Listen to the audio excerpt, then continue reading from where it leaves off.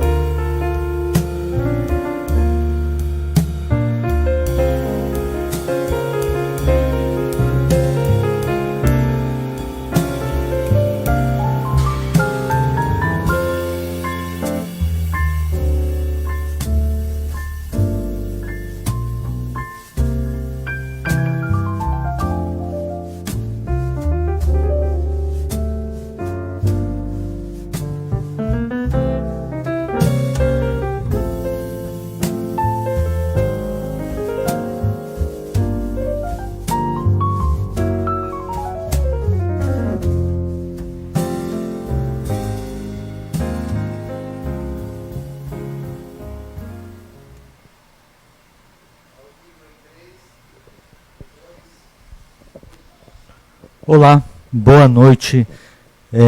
Hoje vamos iniciar nossa terceira live do Centro de Oncologia de Rio Preto. Teremos o privilégio de ter duas amigas, doutora Valéria Dória e doutora Jaqueline Carvalho, que hoje conversaremos a respeito do HPV e o sexo na adolescência. Obrigado, Valéria. Obrigada pelo convite. Tá. A doutora Valéria Dória, graduação e residência no HC da USP de Ribeirão Preto, São Paulo, mestrado pela FAMERP, membro da Comissão de Prevenção de Tromboembolismo Pulmonar na Gravidez pela FEBRASCO e diretor do Defesa da Classe da SOGESP. Obrigado, Valéria. E a professora doutora Maria Jaqueline Coelho Pinto, Faculdade de Medicina de São José do Rio Preto, FAMERP, psicóloga psicodramatista. A abordagem clínica que eu trabalho. Doutora em Psicologia pela Faculdade de Medicina da USP de Ribeirão Preto, docente do Departamento de Psicologia e vice-coordenadora da pós-graduação em Psicologia e Saúde da FAMERP e membro do Grupo de Pesquisa de Sexualidade e Vida da USP do CNPq. Obrigado, Maria Jaqueline. Eu que agradeço o convite. Bom, dando já início, para introduzir o assunto do câncer colo-uterino e o HPV, segundo os dados do INCA, Instituto Nacional do Câncer Brasileiro, no ano de 2020, espera-se aproximadamente 16.590 casos novos de câncer de colo uterino, com aproximadamente 6.526 mortes por câncer de colo uterino. E vale ressaltar que o HPV é um DNA vírus que produz uma proteína chamada E6 e E7, que são responsáveis por desativar os genes supressores de tumor, o P53 e o RB. Não obrigatoriamente todas as pessoas que tenham o HPV vão desenvolver o câncer colo de útero. Porém, 90% aproximadamente dos cânceres de colo uterino estão sim relacionados com HPV. Por isso, a motivação para conversarmos hoje sobre o HPV e sexualidade. Então, dando início, eu gostaria que a doutora Valéria comentasse os fatores de risco por câncer colo uterino, por favor. Ok. Bom, a infecção pelo HPV é muito comum. A gente já sabe que a maioria das pacientes que têm câncer de colo de útero, 90% estão relacionados ao HPV e 10% não relacionados ao HPV, como você falou. Os fatores de risco para o câncer de colo de útero pelo HPV são início de atividade física, atividade sexual muito precoce, múltiplos parceiros, então aquela menina que inicia a vida sexual precocemente e tem múltiplos parceiros e não usa proteção, que é o preservativo. Infelizmente, hoje em dia, os adolescentes estão esquecendo de usar o preservativo, e isso aumenta muito o risco. Tabagismo ou alguma imunodepressão, né? Esses são os principais fatores de risco para o câncer colo-uterino. Perfeito. Aproveitando nessa questão dos fatores de risco, o DIU. O DIU é um fator de risco? Ou como que você interpreta a questão do DIU? Não, o que os estudos mostram é que, ao contrário do que muitas pessoas acham que o DIU aumentaria o risco de doenças sexualmente transmissíveis, o DIU não faz isso, e inclusive o DIU protege contra algumas doenças sexualmente transmissíveis. Os estudos mostram que a pessoa que tem contato, por exemplo, com gonococo ou uma clamídia, o DIU acaba protegendo contra uma infecção de útero e de trompas por conta dessas bactérias. Interessante, né? Porque boa parte das pessoas colocam o DIU justamente pelo uso irregular do anticoncepcional e mantém a relação sexual sem o preservativo e esperava-se, né? Sim, não, mas normalmente quem usa o DIU é aquela paciente que ela está preocupada em não engravidar porque ela esquece a pílula ou porque ela tem algum efeito colateral com a pílula ou ela tem alguma contraindicação à pílula. E essas pacientes, elas que usam o DIU, a incidência de uso de preservativo é igual das que usam pílula, né? Então não muda muito isso não. Ah, que bom. Obrigado. Ô, Jaqueline, a adolescência é acompanhada de uma mudança corporal significante, tanto nos meninos quanto meninas, né?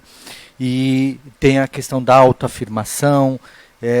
Como que essa questão da mudança corporal, o reconhecimento desse novo ser que antes brincava de bola, de bicicleta ou celular, enfim, e que era não tinha um símbolo físico da sexualidade, de repente começa a aflorar, tá? O que você pode dizer para a gente desse conflito como psicóloga, do se reconhecer como adolescente? Bom, eu queria agradecer mais uma vez. Obrigado. Né? Um prazer estar aqui, encontrar a Valéria e para a gente debater um tema tão relevante e tão atual como esse de prevenção do adolescente, não é? A adolescência é uma fase da vida, de muitas descobertas e de muitas incertezas também, né? E essa fase de transição entre a infância e a fase adulta. E quando é que começa? Com a puberdade, com essas transformações, com essas mudanças corporais, com a ação hormonal, tanto no menino quanto na menina, uma série de mudanças, né? No menino, há um aumento da bolsa escrotal, o estirão, né? Mudança de voz, a né? mudança de voz, o pelo, enfim, né? A primeira ejaculação e a menina tão esperada menstruação, não é? Sim. Então são essas mudanças que ocorrem, né? Quantas mães, Valéria, você já ouviu no seu consultório dizer assim: "Ah, minha filha agora ficou mocinha", não é? Porque muitas, não é? Porque há muito tempo foi considerada como esse rito de passagem, né? De uma fase né, de aconchego, de segurança infantil, para uma fase que ainda não tem uma maturidade para essa identidade, né? E aí, para que haja essa identidade, né, é preciso que esse jovem deixe esse corpo infantil, que essa Sim. menina, esse menino, façam um luto desse corpo infantil, não é? É como se fosse um casulo, né, que ele tem ali a proteção dos pais, né? mas essas mudanças vão incomodando, e essa menina, esse menino, eles precisam sair desse corpo e precisam se reconhecer nessa nova identidade. Só que quando isso acontece, né, há uma vulnerabilidade muito grande. Eles se veem muito frágeis, muito sensíveis, inseguros para essa mudança, porque simplesmente eles são lançados, né, a uma nova experiência com muitas descobertas.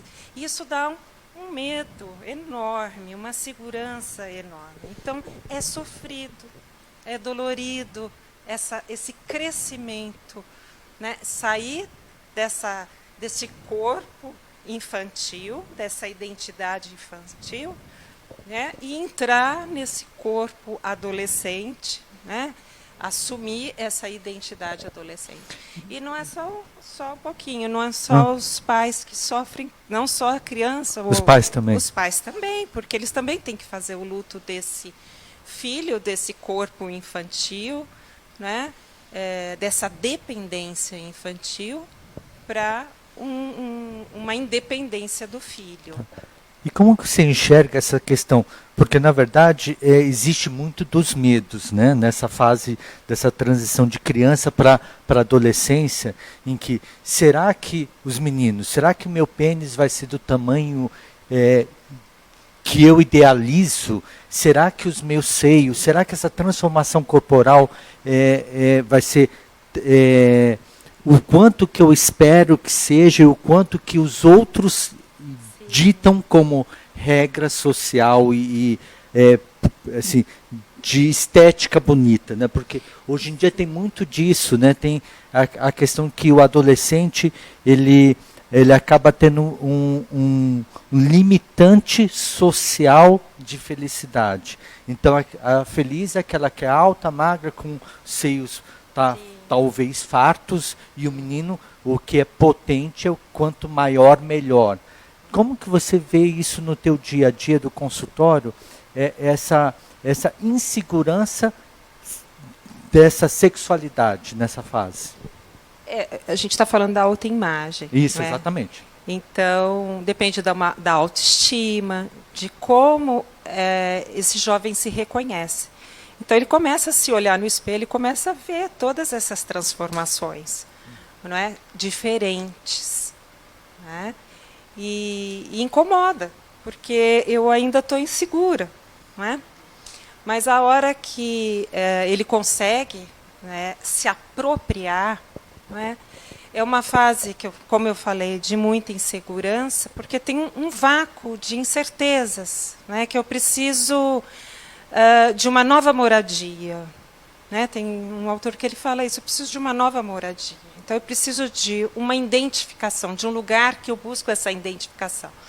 Então, numa leitura mais sociocultural, a gente vê, né, que os meninos eles são educados, eles são formados, né, para virilidade, para competição, para força, né, para mostrar essa conquista da menina. Já a menina, não, é para que ela se forme mais tarde. Então, há um movimento dos pais de segurarem mais tempo, mas tem todo um estímulo da mídia, tem todo um grupo chamando por esse jovem, né? Porque nesse período ele se afasta da família, não é?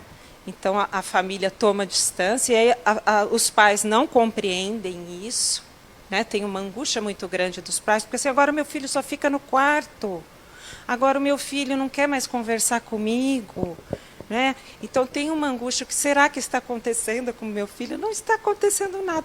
É a síndrome da adolescência normal. O ser adolescente é isso. É esse incômodo. Ele está incomodado com a sua existência. E aí isso ele gera vai uma angústia, né, nos Exato. pais gigante. Muito, né? Gigante. E aí eles vão buscar essa referência no grupo, não é?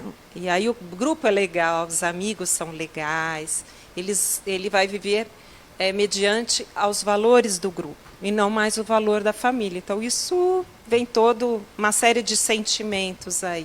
O adolescente que não consegue se identificar com um grupo é o adolescente que vai se isolar, é o adolescente que vai se fechar, que vai deprimir, não é, que vai ficar vulnerável a mais riscos, não é, até ao suicídio, né, como foi tema da última live.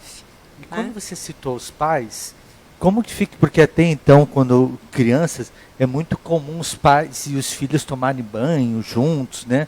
E aí, a partir de um certo momento, tem essa ruptura, porque você fala assim, a minha filha, que tinha lá 10 anos, 8 anos, tomava banho e, de repente, ela já está mocinha, tá? Sim.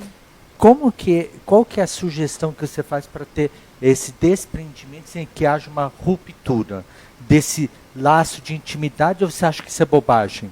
Eu acho que é um processo natural, né? Ah. Tanto dos pais, dessa intimidade de tomar banho, né, dos cuidados, né? Mas a própria adolescente ou a própria púbere, né, vai se incomodar, vai se distanciar dessa intimidade, né? Ela não quer, ela quer a privacidade dela, ela quer o mundo dela interno, ela vai se embotar. Então, é uma manifestação natural de ambos os lados, não tem que haver essa ruptura. Então, a partir de hoje, olha, aconteceu isso, vamos falar sobre sexo, olha, agora não pode mais tomar banho com o papai, com a mamãe. Não, é uma coisa natural que ocorre, não é? Eu queria ouvir a opinião de vocês, de ambas no caso, a respeito o afeto e o sexo. Porque o sexo ele pode ter um sentido de procriação, de gestação, de prazer, e tem o sexo afetivo, que é o sexo que muito se tem da idealização, da primeira relação, do primeiro namoro. Eu gostaria de vocês um comentário em relação a isso. Como que vocês estão enxergando hoje em dia, se está tendo, se esse afeto, esse sexo, eles estão de mãos juntas, ou eles estão cada vez mais distantes, em que existe uma cobrança social por quanto mais eu beijar, por quanto mais namorados eu tiver, tá? Ou, não, olha, é legal, eu estou vendo que tem bastante gente ainda preservando o sexo com afeto. Como que é isso na prática de vocês do dia a dia? Eu posso estar errada, a Jaque pode me corrigir, até porque você atende muito adolescente, mas, infelizmente, eu acho que o sexo está sendo um pouco banalizado, né? Eu vejo as adolescentes iniciando as vidas sexuais cada vez mais cedo, e, normalmente, elas não estão relacionando isso com afeto. Lógico que não a maioria, mas eu vejo isso com muita frequência no meu consultório. E até tem essa questão de com quantos mais eu fico, mais popular eu sou, etc. E muitas, inclusive, acabam se descuidando do preservativo, de evitar doença sexualmente transmissível, inclusive o HPV, que é o foco da nossa live hoje. Então, eu tenho um sentimento um pouco de que está sendo banalizado. O que você acha, Jaque? Eu acho que são dois conceitos, né, que a gente pode estar diferenciando aqui. A sexualidade integra a nossa identidade, a nossa personalidade. Não tem a ver com o sexo em si, né? Todo mundo resume e fala assim, está estimulando a sexualidade, né? Não se resume ao coito em si. É muito mais do que isso. É um conceito muito amplo, que envolve afetividade, amorosidade, os gestos, né? Uma série de... A conquista. A conquista, né? Dentro das questões da saúde sexual, reprodutiva. Quer dizer, assim, as questões de gênero. Então, é um conceito muito amplo. Hoje não dá para a gente só focar na questão da sexualidade em si. A afetividade, por sua vez, tem uma integração com o outro, né? Há uma relação que se estabelece, uma relação mútua e positiva, não é? Então, aí começa a experienciar uma série de sentimentos, do gostar, de atração, né, do que eu gosto, do que eu não gosto, né, de se apaixonar, que eles se apaixonam loucamente, né? E o que vocês estão falando dessa banalidade, Valéria, é a resposta ao grupo, né? Então, assim, só você não beijou. Então, tem uma pressão para essa jovem se manifestar. Só você não transou ainda. Então, para você fazer parte do grupo, você tem que, né, se iniciar sexualmente. Então, isso é uma das coisas que favorece a iniciação sexual, a pressão do grupo. Tá? Por isso que tá nessa, foi proposital isso, porque na tua fala seguinte, você mesmo relatou, e a gente percebe que a gente tem filhos adolescentes, sim, que eles se afastam do pai, da sim, mãe, e começam a interagir muito mais com os amigos. Sim. E aí tem essa questão, será porque esses amigos são mais ou menos da mesma faixa etária e com pouca vivência. Então os conselheiros sexuais ou da afetividade, da sexualidade, são os adolescentes entre si. E sim, tem muito dessa questão do boca virgem. Você nunca beijou, então vamos beijar, vamos numa festa, vamos beijar 10. Né? Você nunca namorou. É a fase de experimentação. Eu preciso experimentar para ver se eu gosto. Mas aí isso, né? Tem os riscos disso, né? O HPV deles. Assim, depende da autoestima e depende, lógico, aí vem os comportamentos de risco todos que se somam, né? Mas elas começam essa fase de experimentação e é uma fase de muita vergonha. Então eles não vão chegar para o pai e dizer: eu estou gostando do menino lá da escola, ou eu estou apaixonada. E é tudo muito intenso do adolescente. Não é? Então, ele vai buscar a conversa com os amigos, vai buscar a internet, né? Vai buscar fontes, muitas vezes não muito seguras, para essa informação. Ou a mãe ginecologista de uma amiga. Eu sou conselheira de um monte de meninas, né? Legal. Elas me ligam, elas me ligam muito. Isso é bom. Uhum.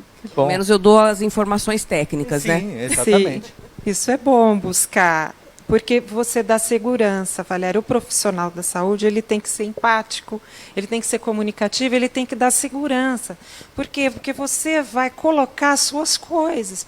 Em quem eu confio para eu falar das questões mais íntimas minhas? Tem que ser com alguém que eu encontre segurança, né? E muitas vezes o que os pais fazem? Os pais não estão preparados, né? Porque eles ainda não fizeram o luto daquela criança. Então, ora chamam pelo adulto, você já é um mocinho, você tem que corresponder dessa forma. Você é criança, não vem não, né? Então, ora chama pelo adulto, ora chama pela criança. E não consegue ter esse olhar cuidadoso para o filho. O que está acontecendo com o meu filho? Por que ele está se comportando assim? Né? Então, e o profissional da saúde também, né? Às vezes não se sente tão preparado para falar dessa parte da afetividade. Né, que a afetividade envolve o prazer, envolve a satisfação. Né, é uma abordagem mais higienista, né, mais biológica, mais para prevenção, mas não pode falar de sexo. Né, você está estimulando se você falar. Né? Então Tá. Perfeito. Respondeu, Júlia? Não respondeu, com certeza. Como vocês encaram os fatores da iniciação da vida sexual, desde os fatores psíquicos, emocionais, ambientais, que levam porque existe muito, o ser humano é movido pela adrenalina, pelo prazer, né? E nessa fase de transição que eles deixam os brinquedos para se descobrir como um ser adolescente, adulto, ele carrega consigo essa adrenalina, esse viver mais numa maneira acelerada, porque hoje em dia está tudo muito acelerado. Parece que foi ontem o Natal e a gente já está em agosto, por exemplo. Então, isso acontece na vida de todos nós, mas do adolescente é uma coisa dessa transição que eles não querem perder tempo. Esse tempo ficou... não é um relógio normal, né? E essa iniciação da vida sexual, como que vocês orientam isso no teu consultório, ou no seu consultório, do respeito ou para que não haja traumas? porque é muito desse momento da descoberta de quem eu sou. Se eu serei hétero, se eu serei homo, tudo isso. A gente pensa que não, mas é nessa fase das grandes descobertas, tá? E os grandes traumas também, tá? Como que vocês orientam isso? Eu acho que a Jaque pode contribuir mais com essa pergunta, mas como eu sou ginecologista, eu atendo muitas adolescentes que são levadas pelas mães. Então, com a seguinte fala: olha, doutora, ela já menstruou há 1 ano, a senhora pediu para eu marcar os ciclos menstruais dela por 1 ano e depois começar a trazê-la aqui uma vez por ano. E agora ela está aqui com 13, 14 anos, iniciando a primeira consulta com o ginecologista. Normalmente eu tiro a história, faço as perguntas para a mãe, etc. E aí eu pergunto para a adolescente, inclusive, se gostaria que a mãe saísse para tirar alguma dúvida, para a gente conversar. Algumas que são bem tranquilas falam que não e outras pedem para as mães saírem. E antes disso, eu já falei sobre a vacina de HPV. Nesse momento, eu falo sempre com a mãe presente, né? Que é um tópico também que eu sei que você quer discutir. E nesse momento, algumas mães falam: ai, doutora, mas vai dar vacina de HPV, ela vai ficar estimulada a iniciar a vida sexual. Então, isso é uma coisa que eu queria deixar bem clara para todo mundo que vai assistir. Gente, isso não tem nada a ver. Não é porque vai tomar uma vacina contra uma doença sexualmente transmissível que a menina vai ser estimulada a iniciar a vida sexual. Não é por isso, não tenham medo de vacinar suas filhas. O HPV é muito comum, tem que vacinar e acabou. Não só as meninas, como os meninos. E nesse momento a gente já percebe, né? A menina que já está afim de iniciar a vida sexual já dá aquela olhada de lado para a mãe. Eu já percebo que a mãe tem que tomar um cafezinho na sala de espera e que a gente tem que conversar. E quando a mãe sai, lógico que a gente pergunta novamente se iniciou a vida sexual ou não. Algumas já iniciaram, né? Com 14, 15, 16 anos, só que não querem que a mãe saiba. E tiram as dúvidas, etc. E as que não iniciaram também têm várias dúvidas normalmente. Elas perguntam muito. E elas perguntam de uma forma até engraçada, né? Percebe que mudou isso? Muito. Elas perguntam tudo sem medo mesmo. Elas querem saber todos os detalhes. E eu oriento muito essa questão do afeto mesmo, que não se deve iniciar a vida sexual por pressão do grupo, porque as colegas já beijaram ou já transaram, etc., mas que tem que ter toda essa questão da paquera, da conquista, do afeto, etc. Então eu faço um pouquinho o trabalho da Jaqueline, mas só o comecinho, né? E depois eu vou seguir essas pacientes para o resto da vida. Vão ser minhas pacientinhas para o resto da vida, quando casarem, vão ter os filhos e tal. Então eu tenho que começar esse vínculo com elas, e é bem legal. Você quer complementar alguma coisa, já? Eu acho que a geração de hoje, né, o momento que a gente atual, tem se notado essa mudança no comportamento sexual. Né, muito mais precoce a atividade sexual, né, e muitas vivências, né, de gravidez na adolescência, de abortamento, de STs, de infecção de doenças, né, sexualmente transmissíveis. Então, há uma somatória, né, que você vê, esses jovens com certeza precisam ser orientados. Mas acho que tem uma coisa que é o ritmo, né? Assim, cada um tem o seu time, tem o seu tempo, não é? As relações hoje elas estão bem mais impessoais, bem mais descartáveis, né? Essa experiência do ficar, do experimentar, não tem um segmento. Então, o que eu vejo assim, as meninas, né? Elas se queixam no consultório dessa não continuidade. Né? Fiquei com o menino, já estou ficando há 6 meses, não vira namoro, né? Você está ficando há 6 meses, né? Eu acho que a mulher ela é movida mais a um amor romântico, ela quer uma continuidade, ela espera. Até né? porque o afeto ele começa desde o bebê, né? Que caiu, machucou, a gente vai lá, pai e mãe Atenção. Até o idoso. Atenção. A vida é uma vida Quem de não afeto. gosta, né, de um retorno, de um feedback. Mas a mulher é bem mais romântica, né? Nesse aspecto, normalmente. Ela espera. E aí ela Sim, sofre sim. mais. Espera a ligação ela no dia sofre seguinte. mais. É. E Espera o a ligação menino, do dia seguinte, e o ótimo. menino não está nem aí, né? Não. Meio as relações hoje bem impessoais, não é? Então eu acho que tem um ritmo próprio. Cada um faz a descoberta da sua sexualidade no seu tempo, não é? E o adolescente sofre porque tem uma pressão, né, do grupo, né, para que isso aconteça. Né? Mas acho que ele tem que entender que ele tem riscos, que ele tem o seu tempo, que ele tem o seu desejo. Né? Só para, antes de mudar de pensamento, existe uma diferença na classe social, ou seja, os que menos favorecidos têm uma banalidade, um número de parceiros maior, ou isso não existe mais, ou a classe social mais favorecida, por mais informação, enxerga isso melhor, diferente.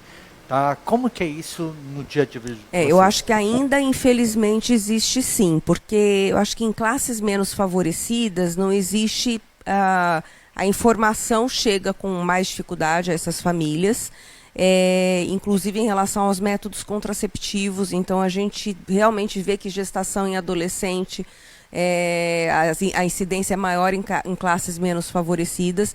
A adolescente que tem uma família um pouco mais orientada, essa mãe já vai perceber, já vai levá-la ao ginecologista, já vai orientar uma pílula, um DIU, etc. Então, e as de classe menos favorecidas realmente têm essa dificuldade. Então, isso é fato, a incidência de gravidez em adolescente é maior nessas classes.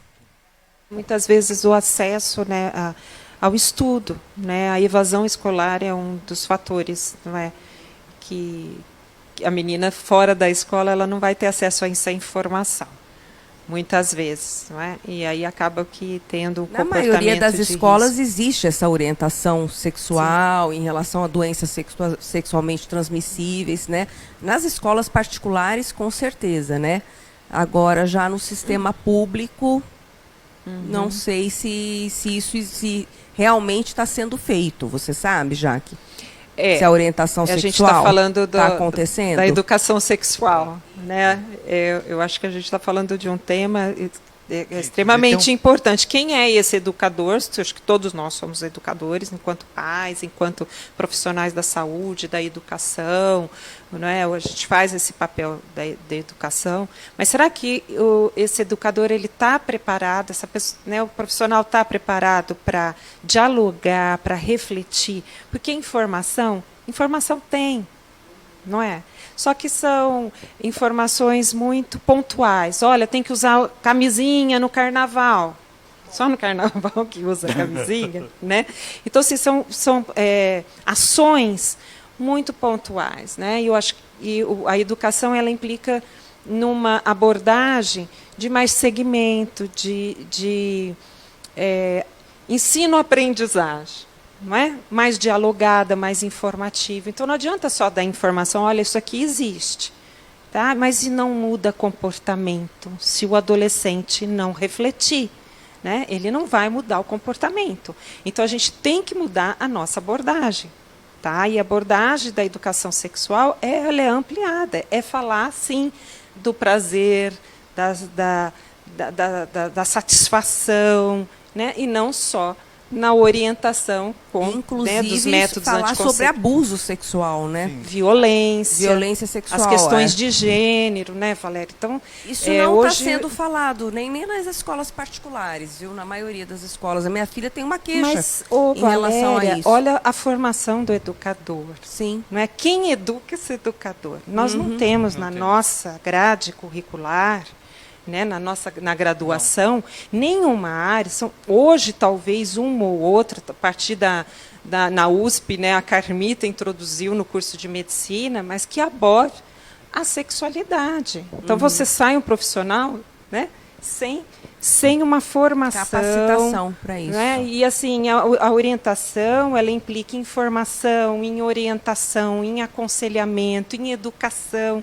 Então, é aprofundar. Né? Então, assim, a educação sexual pede espaço urgente nesse país, por favor. Mas parece que o governo atualmente está focado nessa educação sexual para as escolas, né? Trazendo um pouco do projeto de experiência de vida do que foi implantado na Argentina. Tá? Eu assisti até um debate, uma mesa redonda a respeito disso.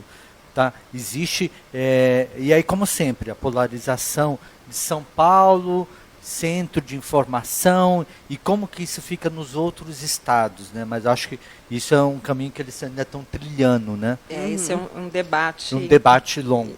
Né? Necessário. E necessário. Tem uma coisa aqui, só para completar, claro, que o senhor falou na questão da orientação sexual, né? Que essa identidade ela se firma na adolescência, então a direção do desejo é apontado para a pessoa do mesmo sexo, ou do outro sexo, enfim, pessoas que transitam, mas uma coisa que eu observo, Valéria, antes não se falava no consultório, até eu tocar na minha sexualidade, era um processo longo. Hoje, a jovem senta e fala, eu vim aqui porque eu estou apaixonada por uma menina.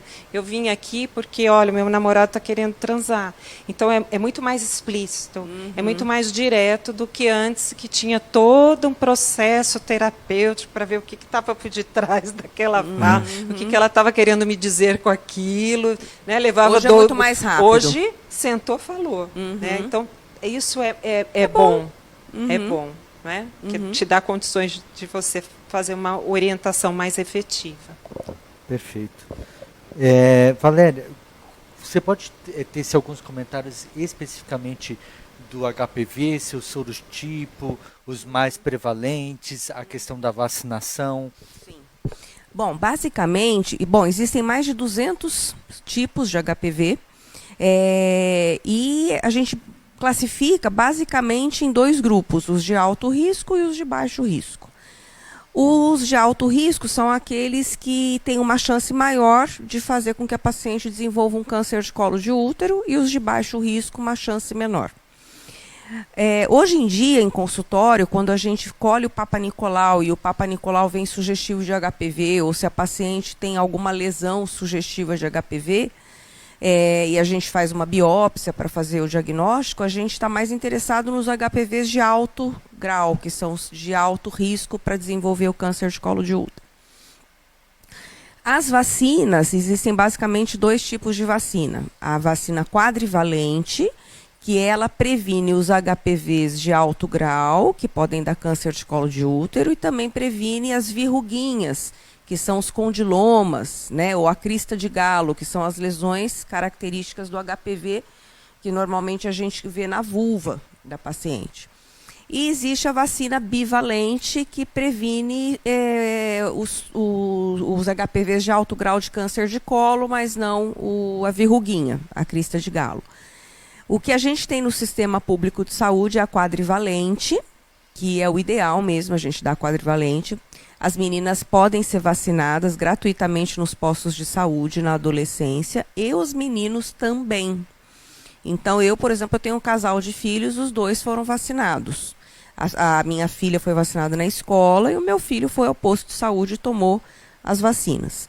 Então, eles já estão imunizados desde os 12 anos de idade. Qual idade que é ideal para começar as vacinas? A partir dos 9 anos já pode tomar as vacinas. Antes né? da iniciação sexual? Antes da iniciação. O ideal é que se tome antes da iniciação. Ah, mas pode, eu já iniciei minha vida sexual, eu posso tomar vacina? Sem dúvida, pode tomar vacina. Ah, eu já tive HPV, eu posso tomar vacina? Deve. Porque você já teve HPV, você já pegou um tipo de HPV, só que você tem mais 199 para pegar. Então, você vai prevenir que você pegue os outros tipos de HPV. Além do que, a gente sabe que mais ou menos 70% das mulheres vão ter contato com HPV em alguma fase da vida. A maioria é assintomática ou não vai desenvolver nenhuma lesão de colo nem de vulva pelo HPV, e o próprio sistema imune da pessoa vai resolver aquele processo infeccioso. Outras ficam com HPV algum tempo no colo do útero, que a gente chama de HPV subclínico, mas não tem nenhuma lesão. A gente faz a colposcopia, que é um exame para ver o colo do útero, e a gente não vê nenhuma lesão. E outras têm as lesões. Por isso que é importante a gente ir ao consultório com frequência ao ginecologista, porque o HPV demora, em média, 7, 8 anos para desenvolver um câncer de colo de útero. Então, se ela for e ela tiver uma lesão inicial, a gente trata, acabamos com o problema da paciente. Se essa paciente teve contato com HPV de colo e fica 7 anos sem colher um Papa Nicolau, 8 anos, quando ela for ao ginecologista, ela já pode estar com câncer de colo de útero. E isso é muito triste, né? Porque isso é típico de um país mesmo subdesenvolvido. Na Europa, nos Estados Unidos, Canadá, essa vacina ela é dada gratuitamente para toda a população, não só para adolescentes, como aqui no Brasil. E a incidência de câncer de colo de útero diminuiu muito depois da vacinação. Vai diminuir aqui no Brasil também, porque a maioria das meninas tem tomado a vacina, mas a gente ainda não viu esse resultado, né? Porque a vacina é recente. Tá. E a idade do exame do Papa Nicolau para o diagnóstico do câncer de colo uterino, você tem um limite para a idade ou... O limite inferior para colher o Papa? Superior? O inferior é a partir do começo da... Isso, inferior, iniciou a vida sexual, começa a colher Papa Nicolau, né? Existem vários protocolos, né, de países diferentes e tal. Aqui no Brasil, se a paciente tem um Papa Nicolau normal e já vários papas normais, ela pode estender essa coleta para 2 anos, 3 anos, depois de uma certa idade. E depois dos 60, 65 anos de idade, ela pode até deixar de fazer o Papa Nicolau. Mas isso em termos de saúde pública, né? Não é o que a gente faz no consultório. No consultório, a gente acaba seguindo essa paciente e colhendo pelo menos uma vez por ano. Ok. Perfeito, obrigado. Jaqueline,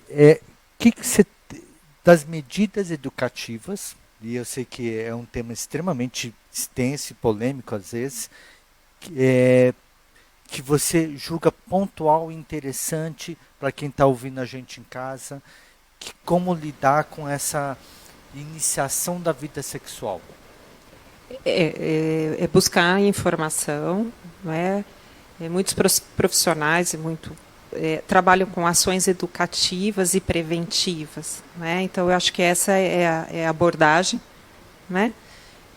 De orientação, não só orientações básicas, né, como dentro da saúde sexual e reprodutiva, sobre o órgão sexual, feminino, masculino, temáticas como a gestação, o aborto, enfim, né, mas não só voltado para essa questão biológica, mas também para o comportamento, para que o jovem entenda que comportamento de risco é esse, não é? Quais são os riscos que eu estou correndo, né? Como eu posso pedir ajuda? Para quem? Quem são os profissionais? Não é? Então, hoje tem uma série de medidas, tem programas, né? Tem um programa universitário feito pela Secretaria da Saúde aqui de Rio Preto, em parceria com as escolas técnicas, com vários cursos, né, de psicologia, de enfermagem, de medicina, né, que as educadoras elas capacitam os alunos, né, para ir para a rede, serem multiplicadores. E esses alunos da escola fundamental, eles vão ser multiplicadores na casa deles. Eles vão levar esse conhecimento para a família também. Então, eu acho que é um trabalho mesmo de multiplicar a informação, proporcionar um espaço para reflexão. Não é? Hoje em dia, é muito comum, né, em todas as emissoras, tá, programas de apelo sexual, né, seja numa novela, seja numa série. Você acha que nesse momento os pais podem inserir esse assunto, esse tema.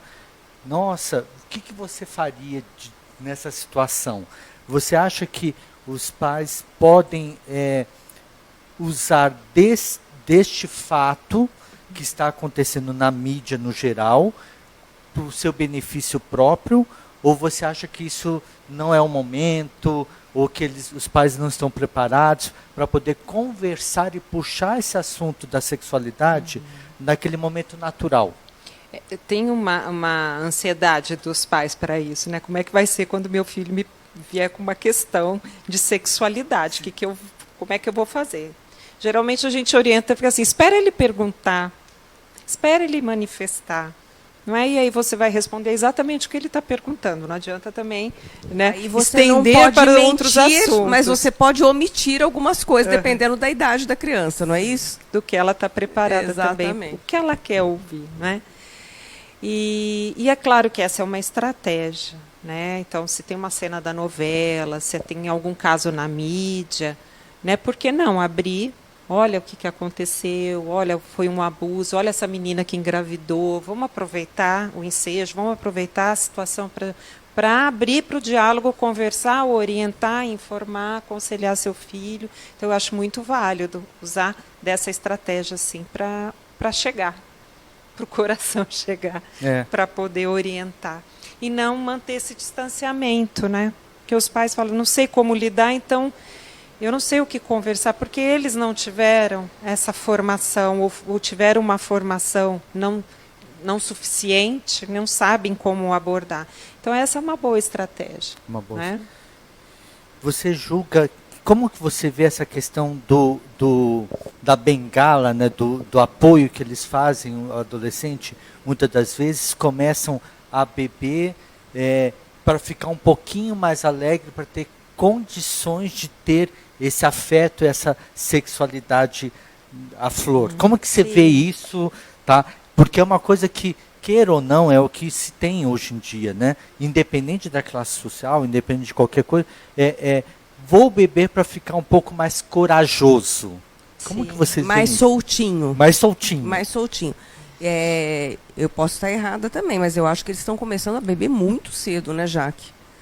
Muito Jaque. Soma-se os riscos, né, Valéria? Sim, então, aumenta o risco de sim, alcoolismo, a droga, né? álcool, as baladas, as festas são, né, muito propícias para isso. Isso também um pouco por causa de pressão do Agora, grupo, é aquela né? fase que eu disse do vácuo, né? Do lugar que eu ocupo, onde que eu estou.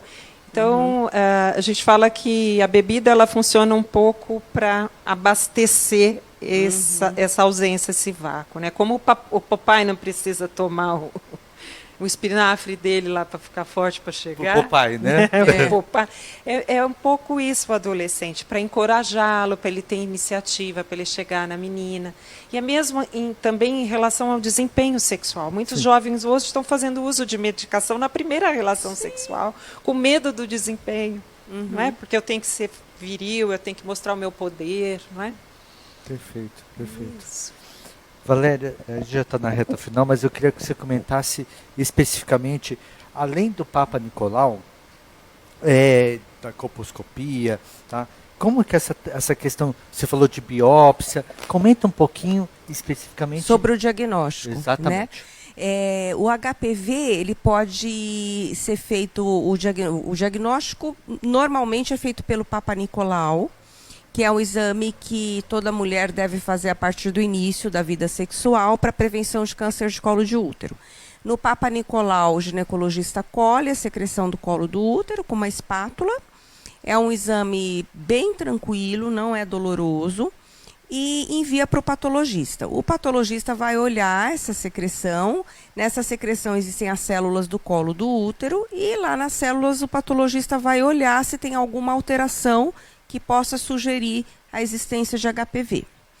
Se houver essa alteração, o patologista vai descrever, Papa Nicolau, sugestivo de HPV. E a paciente vai ser submetida a um segundo exame, que é a colposcopia. A colposcopia basicamente é um exame que a gente faz no consultório, os postos de saúde também têm, em que a gente coloca um microscópio para olhar o colo do útero e a gente usa alguns corantes, a gente joga uns corantes no colo do útero para a gente verificar se vai ter alguma mudança de coloração, etc. E existem várias alterações que podem sugerir HPV. Se aparecer na colposcopia alguma lesão, o que a gente faz? A gente pega uma pincinha própria para fazer uma biópsia de colo de útero. A gente tira um fragmentinho pequenininho do colo do útero, é um exame super tranquilo de fazer também, e manda para o patologista. E a gente pode já aproveitar e colher um outro exame que chama captura híbrida. Então, a gente colhe com uma escovinha a secreção do colo do útero e para fazer essa captura híbrida, que é para a gente ver se realmente existe o HPV e que tipo de HPV é. Se é um HPV de alto risco ou de baixo risco. E também mostra se a quantidade de carga viral que tem e que tipos de HPV que vão aparecer. Isso é importante só para a gente fazer, fechar o diagnóstico e depois para fazer o seguimento da paciente. Se a paciente tem alguma lesão leve, é só cauterizar, resolvido o problema. Se for um HPV de vulva, a gente passa um líquidozinho que chama ácido tricloroacético, resolve o problema, acabou. Se a paciente já tem lesões já pré-cancerosas ou cancerosas, isso a gente vai saber pela biópsia, aí cada caso é um caso. Então, a gente pode tratar desde com a cauterização até conização de colo, que a gente tira uma tampinha do colo do útero para tirar toda a lesão. E em pacientes que, infelizmente, já vêm com um tumor mais invasivo do colo, a gente tem que fazer uma cirurgia maior, retirando o útero, os ovários, etc. Perfeito. Obrigado. Bom, vocês, agradeço de coração. Foi, com certeza, um tempo de qualidade aqui com os ouvintes. E eu queria abrir, se vocês querem dar a última mensagem para quem está em casa assistindo.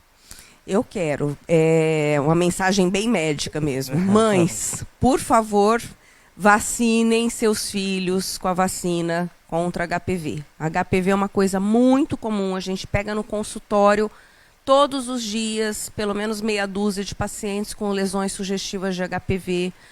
E, infelizmente, meninas novas, 20, 25 anos, com lesões pré-cancerosas. Não tenham medo de vacinar, a vacina não dá reação nenhuma e é muito importante vacinar os meninos e as meninas. É isso. Obrigado, Valéria. Jaqueline? A importância, né, dessa orientação de uma especialista, eu acho que é extremamente. Se você tem uma dúvida, se tem, né, procura o especialista para te orientar. Eu queria agradecer imensamente, agradecer uma pessoa, posso? Pode, claro. Que é uma pessoa especial, que é a Sônia Daúde, Sim. que me indicou para estar aqui, e minha gratidão e orações para ela. Né? Também. Estimamos melhora para ela. Melhoras para ela. E eu quero agradecer também ao Tino. Obrigado mesmo. Estamos à disposição. Obrigado. Imagina. Bom, boa noite, pessoal. Agradecemos todos que participaram da nossa live e aguardem a próxima. Obrigado.